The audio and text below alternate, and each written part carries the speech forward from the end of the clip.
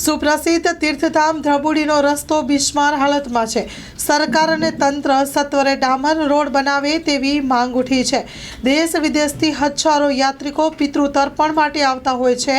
માંડવીનું સુપ્રસિદ્ધ તીર્થધામ ધ્રબુડીનો વિકાસ કરવો સારો છે, પરંતુ અહીં આવતા યાત્રિકોને રોડ રસ્તા ખરાબ હોતા હાલાકીનો સામનો કરવો પડી રહ્યો છે।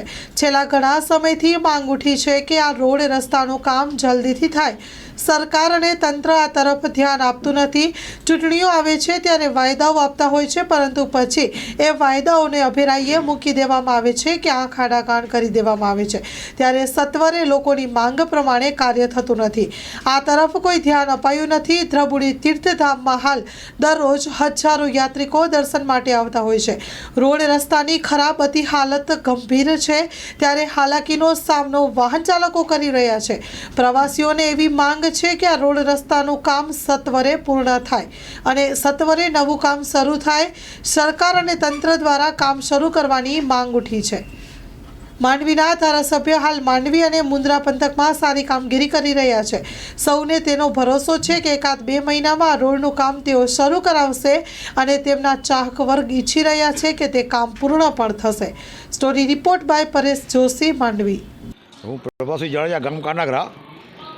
આ તીર્થધામ એટલું પ્રખ્યાત છે જેની કોઈ સીમા નથી, એટલું તીર્થધામ પ્રખ્યાત છે। ક્યાંથી માણસો આવે છે પિતૃ તર્પણ કરવા માટે, પણ એટલો રસ્તાની એટલી તકલીફ છે। ગુંદિયારીથી ધરબુડી આવવા માટે રસ્તો એટલો ખરાબ છે, કોઈ રિક્ષાવાળો આવવા તૈયાર નથી।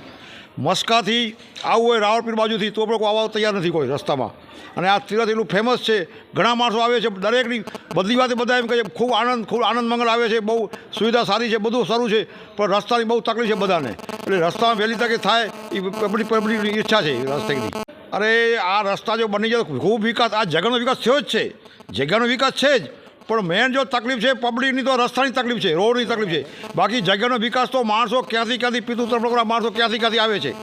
જો ધારાસભ્યો તો તે બહુ હોશિયાર અને સંસ્કૃતના જાણકાર છે બહુ, એમને મારી વિનંતી છે કે આ પબ્લિકનું થોડુંક સાંભળીને ધ્યાન આપે, સમજાવું હું તમને કહું।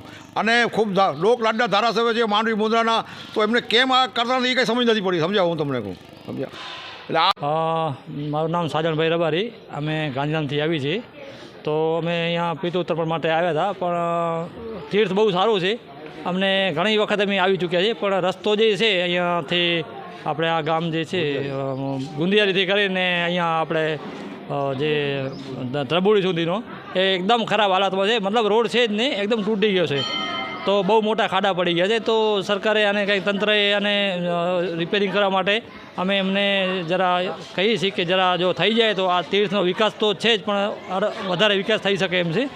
તો સરકારને અને જે ધારાસભ્યશ્રી છે એમને પણ વિનંતી કે આ રસ્તાનું કામ જલ્દીથી જલ્દી ચાલુ કરાવે એવી અમારી વિનંતી। રસ્તાની પરિસ્થિતિ અમે 2-3 વર્ષ થઈ ગયું છે, બહુ રસ્તો ખરાબ છે। તો સરકારને વિનંતી હતી કે રસ્તાનું કામ જલ્દી ચાલુ કરાવે, અને લોકો બહુ હેરાન થાય છે રસ્તાથી ખાસ કરી લોકોની ગાડીઓ ખરાબ થાય છે અને પંચર પડે છે, ટાયર ખરાબ થાય છે, આ બધી ગાડીઓમાં બહુ બધી ખરાબી આવે છે। તો લોકો આવા તૈયાર નથી, ગાડીઓ વર્ધીવાળા ના પાડે છે કે રસ્તો ખરાબ છે એટલે અમે નહીં જઈ શકીએ ત્યાં। લોકો 10 કિલોમીટર પહેલાં ઉતારી આપે છે, તો પેસેન્જરને તો બહુ હાલાકી વેઠવી પડે છે। તો એ માટે સરકારે વિનંતી કે રસ્તાનું કામ જલ્દી ચાલુ કરાવે।